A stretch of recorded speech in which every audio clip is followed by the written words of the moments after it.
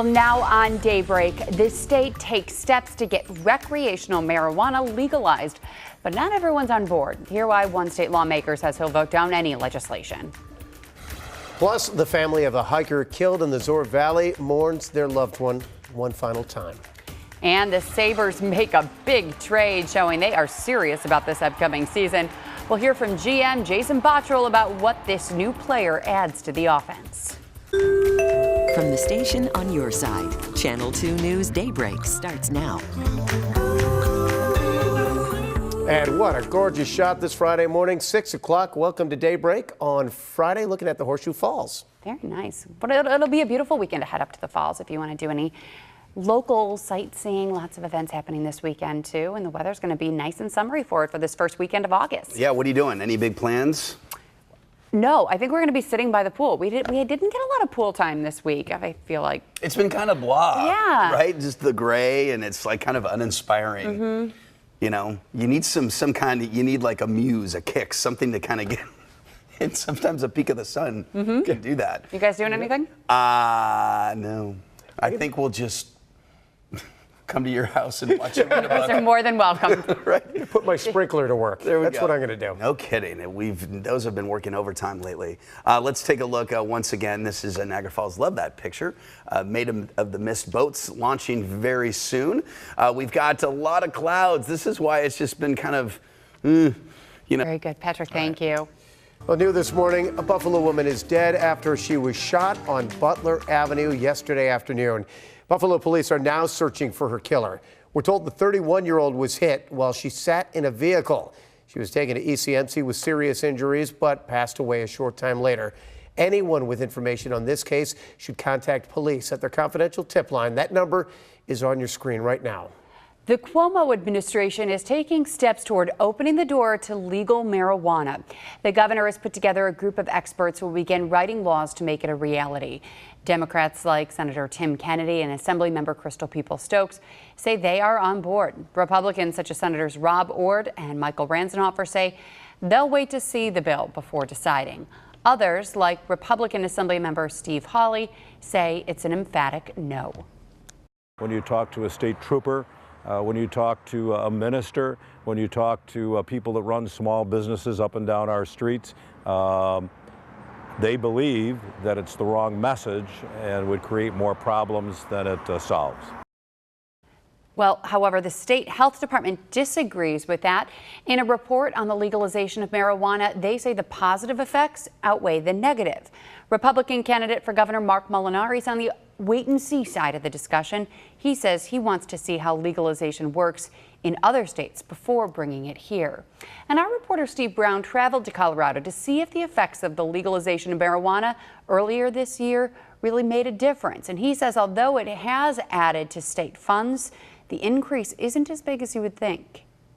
It's a $1.2 billion industry in Colorado, but that only nets them about $250 million, $250 million. The state's budget is in the billions, 30 plus billion dollars. So it's not all that much money.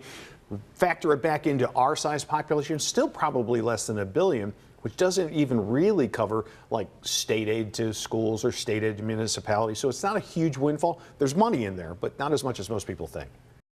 Back in May, a Quinnipiac poll said New York State voters supported 2-1, allowing adults to legally possess small amounts of marijuana for personal use. Governor Andrew Cuomo says that he is proposing a bill that would abolish the death penalty in New York State. His announcement came shortly after Pope Francis called the law, quote, inadmissible under all circumstances. Cuomo's father, Mario Cuomo, tried countless times to remove the law from the books, but it was reinstated in 1995 during the George Pataki administration. Less than 10 years later, however, it was ruled unconstitutional by the state's highest court. The last execution in New York State was back in 1963. Erie County District Attorney John Flynn is calling on the state to investigate the India Cummings death. Cummings died nearly 2 years ago while in police custody at the Erie County Holding Center. Flynn wants the Attorney General's office to investigate or to appoint a special prosecutor. A decision on the DA's request for an investigation will be made by the end of the month. The victim of Sunday's tragic fall at Zoar Valley will be laid to rest today. A massive Christian burial is scheduled today at St. Peter and Paul Church for 20-year-old Connor Long, and that begins at 10 o'clock this morning. The family of a missing University of Iowa student spoke out this morning. They're pleading for help finding Molly Tibbetts. She went missing more than 2 weeks ago after going out for a jog. The family also announced that a reward for her safe return is now up to $172,000. Molly's boyfriend Dalton was the last one to hear from her. He's been ruled out as a suspect because he was working a construction job 100 miles away. We believe that Molly is still alive, and if someone has abducted her, we are pleading with you to please release her. We wake up every day at 2, 3 in the morning to fight. Everybody in this community is fighting to get her back.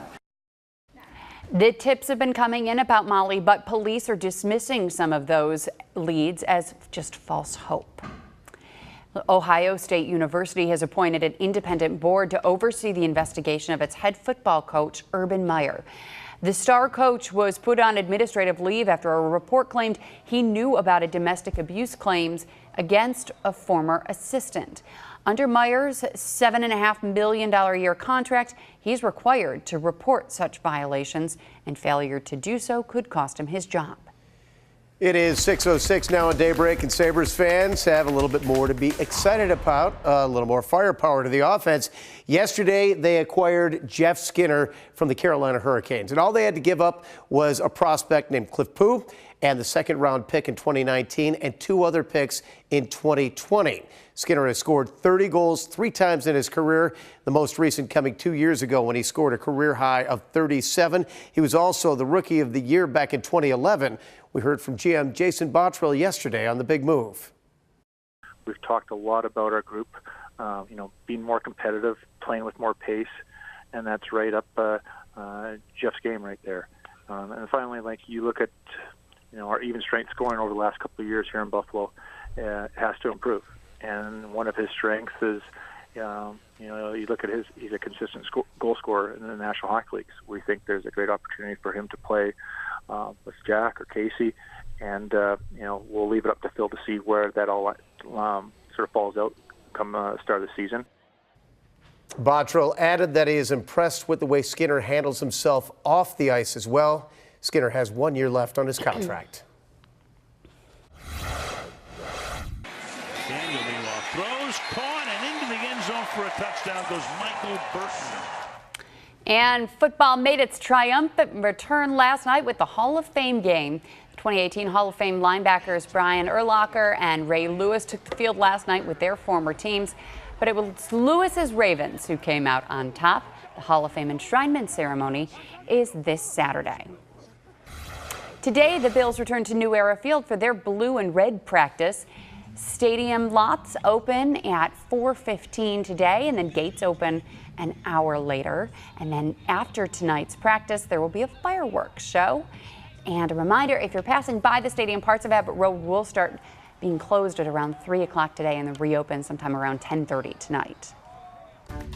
Canalside is also a place to be starting this weekend. Starting today, the Corning Museum of Glass will be down there showing guests the art of glass blowing. Canalside is one of the glass barge tours many stops that it's making around the state this year. A ribbon cutting is set for 11 o'clock this morning with hot glass demonstrations right afterward. Awesome. Also this weekend, car and boat lovers can check out some cool vehicles, sailboats, and jet skis. It's all part of the Canalside Auto and Boat Show happening today until Sunday. Over 125 automobiles and boats will be on display starting this evening at 5 p.m. And across downtown, the Plaza Event Series continues today with another show. The African American Cultural Center's Dance and Drum Performance Company begins their set at noon today at 1 M&T Plaza. If you're out for lunch, stop by and enjoy the sights and sounds. That video, of course, Bobby Militello from a recent show. One of the local jazz greats. So nice. And you saw a great show last night, huh? I did. The Dark Star Orchestra tribute band to the Grateful Dead was awesome. they sounded really, really good, and the crowd was into it. Shocking. I know that you were wearing your tie-dye. Do you ever break it out during the year other than your Dark Star Orchestra On our concert? wedding day, of course. Of course. Duh. I ditched the tux and threw on the tie-dye. It's, I throw it on and the wife goes, really? Mm-hmm. That belongs under the sink cleaning up spills, not necessarily on your back, but oh, come on. I dig it. I dig it. There's never a bad time for tie-dye. There we go. Let's take a look outside and show you what we can expect today. Stubborn clouds. All right, Dave, thank you. Well, just in time for the weekend, one gadget can help you escape the heat. Our deal boss, Matt Granite, shows you how to keep cool indoors and out. Another hot day, another hot deal. Great to be with you. We all know how that oppressive heat can affect our productivity, our health. For pets, seniors, whoever happens to occupy your household or your office, there is a much better way to cool off on the go wherever you are. Say hello to the SonoCool Ultrasonic Portable Air Conditioner. This is a fan meets Mr. meets cooling capabilities tied to 90-degree range that oscillates, so you are set for the hottest months of the year. Put this on your desk, position it wherever you go. With a 6 to 8 hour battery life, you can even take this portable fan with you on a road trip, tailgating, or to that next barbecue for that extra cooling comfort. Plug it in, it's ready for any room of your home, far better than a fan and any other competing gadget. You can find this deal, which is not a paid product, on our website. WGRZ.com is where I have you covered, your biggest savings in Western New York. Back to you. All right, thanks, Matt. 6:17 now on Daybreak. And Kate Welshoffer is here to show us what's trending this morning. Good morning, Kate. Good morning and happy Friday. A bit of a serious note to start, but important as well. The Me Too movement is alive and well in France, where their version, interestingly, loosely translates to out your pig.